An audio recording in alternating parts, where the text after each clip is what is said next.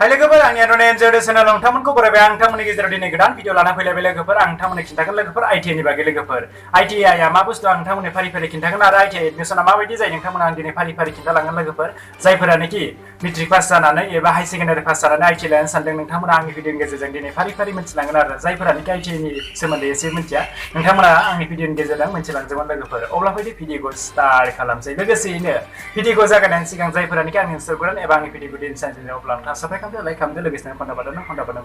अब्ला फैदो भिडिअखौ स्टार्ट लोगोफोर आईटीआई मोननै रोखोमनि लोगोफोर गभर्नमेन्ट सेक्टर आईटीआई लोगोफोर बिनि उनाव दङ प्राइभेट सेक्टर आईटीआई लोगोफोर गभर्नमेन्ट सेक्टर आईटीआई नि बागै नोंथांमोना आं फार्स्टआवनो खिन्थाग्रोगोन लोगोफोर गभर्नमेन्ट सेक्टर आईटीआई नि बागै आं नोंथांमोननो फार्स्टआवनो खिन्थाग्रोगोन लोगोफोर गभर्नमेन्ट सेक्टर आईटीआई नि फुल मिनिंआनो जादों इन्डास्ट्रियेल ट्रेनिं इन्डास्ट्रि लोगोफोर नाथाय प्राइभेट सेक्टर आईटीआई नि फुल मिनिंआ बेलेग जायो आरोना लोगोफोर दा एबार फैगोन लोगोफोर एडमिशन नोंथांमोना आईटीआई फरायनोबाथ' फार्स्टआवथ' एडमिशन खालामग्रोखानांगोन नालाय आईटीआई नङा लोगोफोर गासिबो एडमिशनासो पास जाग्रोयो नालाय माबा मोनसे फरायनो नागिरबा जोङो एडमिशनासो पास जाग्रोयो नालाय बेनिखायनो दा फैगोन एडमिशन नोंथांमोना आईटीआई एडमिशन लानो गोसो दंबा फार्स्ट टाइमावनो नोंथांमोना अनलाइन खालामनांगोन आरो लोगोफोर अनलाइनजोंसो जाजोबगोन एडमिशना लोगोफोर नोंथांमोना फार्स्ट टाइम अनलाइन खालामग्रोनांगोन बिनि उनावसो नोंथांमोना एडमिशन मोनो मोना नोंथांमोननि फिलिं चइस खालामनो जाहैगोन लोगोफोर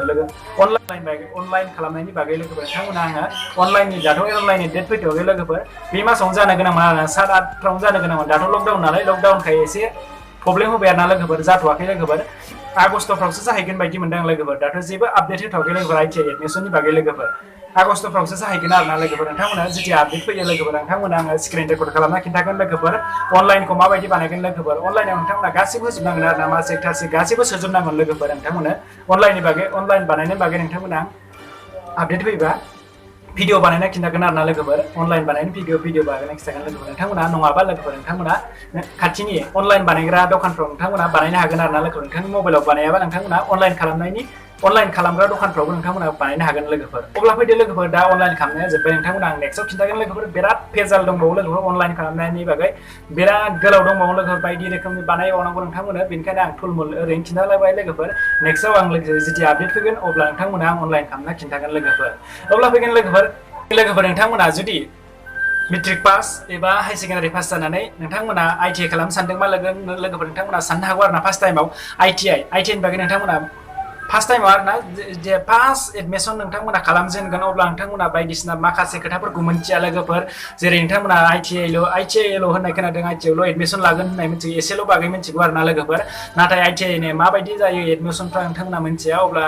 आं खिन्थालांगासिनो लोगोफोर नोंथांमोना फार्स्ट टाइमाव साननो हागौ आं आईटीआई एडमिशन मोनगोन ना मोना लोगोफोर बेनो गिदिर खोथा ना लोगोफोर नाथाय अनलाइन खालामनायखौ मिथियो सोरबा लोगोफोर अनलाइन खालामनानै आं मोनगोन ना मोना अनलाइन खालामनो हागोन हाया बेफोरबायदि सानगोन आरोना लोगोफोर नोंथांमोना पार्सेन्टेजजोंसो नायनायलाय लोगोफोर नोंथांमोना जास्ट मेट्रिक पासल' जानांगोन लोगोफोर अनलाइन खालामबा लोगोफोर बिनि उनाव मोनो मोना जेनेबा सिट मोनो मोना बे उननि खोथा लोगोफोर फार्स्ट टाइम नोंथांमोना अनलाइन खालामनो हागोन लोगोफोर मेट्रिक पासनिल' सार्टिफिकेट नांगौ लोगोफोर बियो फार्स्ट डिभिजन सेकेन्ड डिभिजन बेफोरनि खोथा गैया लोगोफोर नोंथांमोना जास्ट मेट्रिक पासल' जानांगोन लोगोफोर थार्ड डिभिजनबाबो जागोन लोगोफोर नोंथांमोना अनलाइन खालामनो हागोन नोंथांमोना जुदि हाई सेकेन्डारि पास जादोंबाबो नोंथांमोना हाई सेकेन्डारिनि सार्टिफिकेट गासिबो डकुमेन्ट्सफोरजों नोंथांमोना अनलाइन खालामनो हानाय नङा नोंथांमोना फिन फैफिननांगोन मेट्रिकनिजोंसो नोंथांमोना गासिबो एडमिशन अनलाइनखौ खालामनो हागोन लोगोफोर मेट्रिकनि डकुमेन्ट्सफोरजोंसो खालामनो हागोन आरोना लोगोफोर नोंथांमोना हाई सेकेन्डारि पास जादोंबा हाई सेकेन्डारिजों हानाय नङा लोगोफोर बेखौ बुंखाबाय लोगोफोर बिनि उनाव फैगोन लोगोफोर अनलाइन खालामखांनायनि उनाव नोंथांमोना जुदि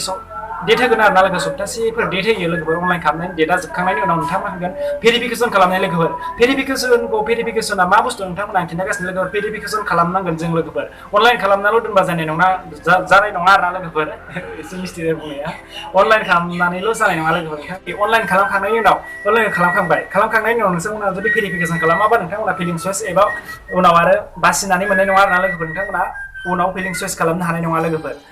भेरिफिकेसन खालामा भेरिफिकेसना बिराद गिदिर आरोना लोगोफोर नोंथांमोना भेरिफिकेसनखौ अबाव खालामगोन लोगोफोर नोंथांमोना आं खिन्थागासिनो लोगोफोर भेरिफिकेसन जायखिजाया गभर्नमेन्ट आईटीआई कलेज गभर्नमेन्टसो दे लोगोफोर नोंथांमोना प्राइभेटआव थांबा जानाय नङा लोगोफोर भेरिफिकेसन खालामनो गभर्नमेन्ट आईटीआई कलेज जाथारनांगोन लोगोफोर प्राइभेटआव थांबा जानाय नङा लोगोफोर मानो होनबा गभर्नमेन्ट आईटीआई कलेजसो जाथारनांगोन भेरिफिकेसन खालामनो लोगोफोर भेरिफिकेसन खालामनायाव आरोना लोगोफोर मा लांनांगोन डकुमेन्ट्सफोरखौ नोंथांमोना जेनेबा मेट्रिकआव मोननाय गासिबो सार्टिफिकेट मार्कशीट बेफोरखौ गासिबो मा डकुमेन्ट्स दं मेट्रिकनि नोंथांमोना लांजोबनांगोन गासिबो बेयावसो नोंथांमोना भेरिफिकेसन खालामनो हागोन लोगोफोर मेट्रिकनिजोंसो लोगोफोर हाई सेकेन्डारिखौ लांबा जानाय नङा हाई सेकेन्डारिथ' गैखाया नालाय बेयाव लोगोफोर आईटीआईआव लोगोफोर मेट्रिकनिजोंसो गासिबो जाजोबो लोगोफोर गासिबो मेट्रिकनिजोंसो जाजोबगोन नालाय लोगोफोर बेनिखायनो नोंथांमोना भेरिफिकेसन खालामनायाव मेट्रिकनि डकुमेन्टसफोरखौ लांजोबनानैसो भेरिफिकेसन खालामनो हागोन लोगोफोर अब्ला फैगोन दा भेरिफिकेसन खालामनाया थांबाय लोगोफोर अब्ला फैगोन एबाराव फैगोन लोगोफोर नोंथांमोना ट्रेड मा ट्रेडखौ नोंथांमोना खालामनो हागोन बेनि बागै आं नोंथांमोना ट्रेडनि बिराद मोनथिनांगौ आरोना लोगोफोर आइटिआइ फरायनो सानदोंबा नोंथांमोना बिराद खोथा मोनथिनांगोन लोगोफोर बिनि उनाव फैबावगोन लोगोफोर एनसिभिटि एसिभिटि बिराद खोथा दंबावो लोगोफोर नोंथांमोना आं भिडिअ खालाम खिन्थाबाय थागोन लोगोफोर नोंथांमोना फार्स्ट टाइमाव फैगोन लोगोफोर ट्रेड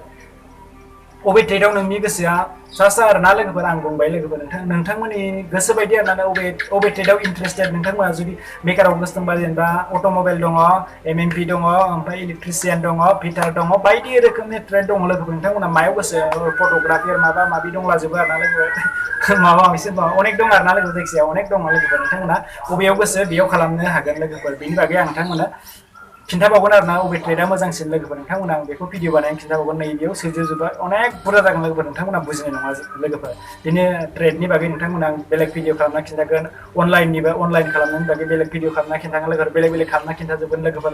नोंथांमोना आं बेखिनिखौनो खिन्थाबाय आरोना लोगोफोर नोंथांमोना फार्स्ट टाइमाव नोंथांमोना अनलाइन खालामग्रो अनलाइन खालामखांनायनि उनाव नोंथांमोना भेरिफिकेसन खालामना ला भेरिफिकेसन खालामखांनायनि उनावसो नोंथांमोना फिलिं चइस खालामनो हागोन लोगोफोर फिलिं चइस नोंथांमोना आं फारि खिन्थाबावगोन लोगो फिलिं चइसनो आपडेट फैबा नोंथांमोना खिन्थागोन दाथ' आपडेट जेबो मोनथ'वाखै लोगोफोर जुदि आपडेट फैयो नोंथांमोना आं स्क्रिन रेकर्ड खालामनानै अनलाइन खालामनानै खिन्थागोन लोगोफोर नोंथांमोना बेयावनो बुजिजोबगोन माखासे खोथाखौ जास्ट ओरै नोंथांमोना आं खिन्थाबाय लोगोफोर बेखौनो लोगोफोर नोंथांमोना आं बेखौनो खिन्थाबाय लोगोफोर अब्ला लोगोफोर आं भिडिअखौ बेयावनो फोजोबनो सानबाय नोंथांमोना नेक्स्टआव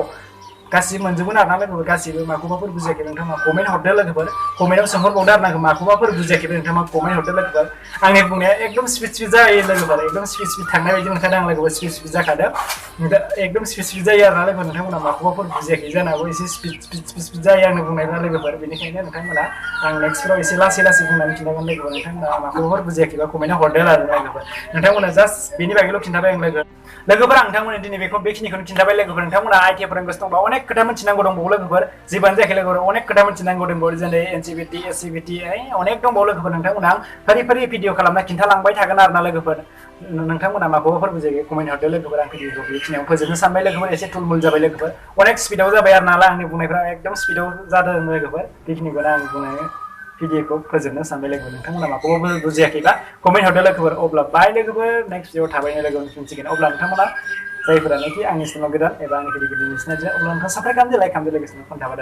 बादान होना होदो जाहाथे आंनि गोदान भिडिअ फैबा नोंथांनाव गिबिसिनो सौहैयो अब्ला फैदो